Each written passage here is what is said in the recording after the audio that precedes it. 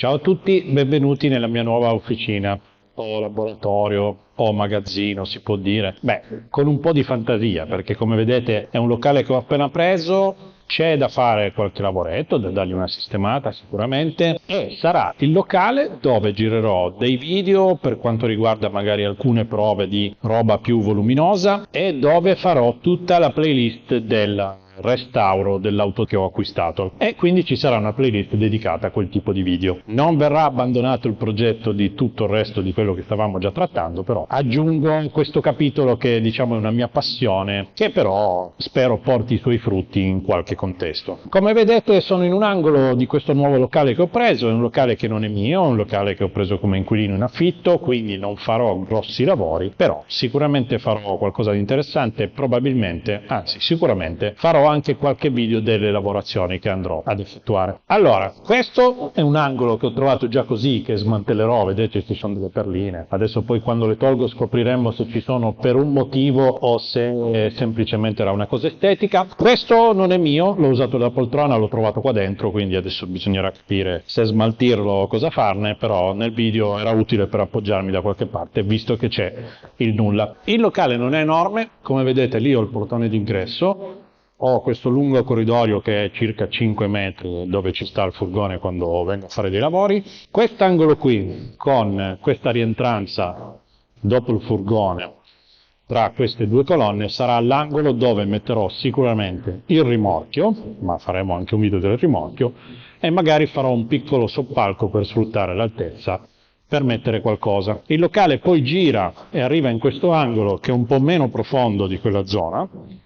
Qui su questa misura di lunghezza, come vedete qua di traverso, metterò la vettura da restaurare probabilmente, oppure farò questo lato, tutta quest'area fino alla colonna con scaffali, uso magazzino, magari metterò un banco da lavoro su quella parete, adesso ci ragioniamo, e tutta quella zona lunga lì magari ci metterò la macchina per fare i lavori, che è sicuramente più comodo, più largo e sarà anche più facile da inquadrare. Quindi questo è il locale, ingresso, nicchia sulla sinistra, angolo sempre sulla sinistra e tutta la parte che va fino in fondo.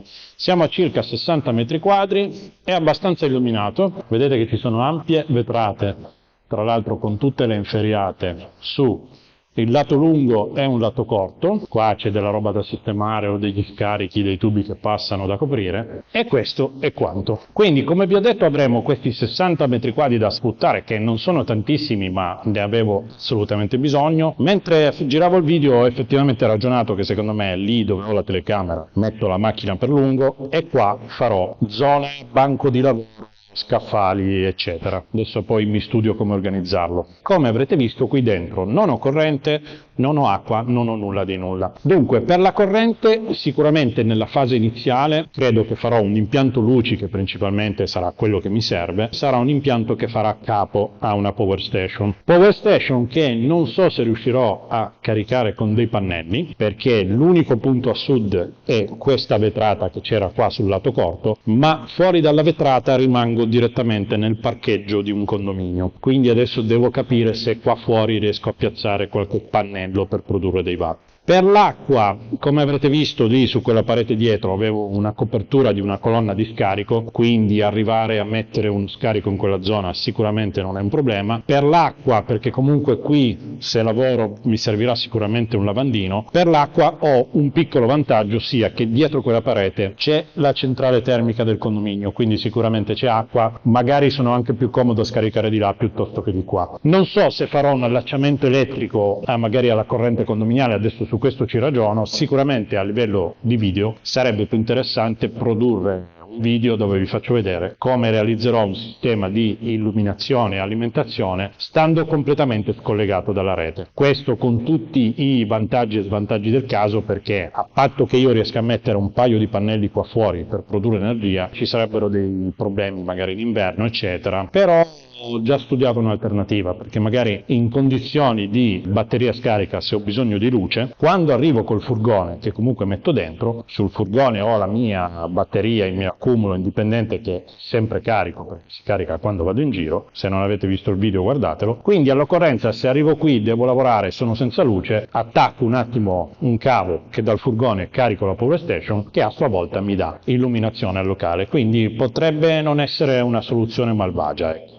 Volevo rendervi partecipi di questo, quindi sicuramente ci saranno dei video che riguardano la preparazione del locale. Al 100% ci sarà poi una playlist dove lì, da dove state guardando voi adesso, ci sarà una macchina di interesse storico sulla quale bisogna fare un po' di lavori. Questo è quanto, spero di aver suscitato il vostro interesse. Se non siete iscritti, iscrivetevi al canale così rimanete aggiornati anche su questo argomento. Se siete interessati a collaborare con questi progetti, nella descrizione ci sono tutti i riferimenti per contattarmi.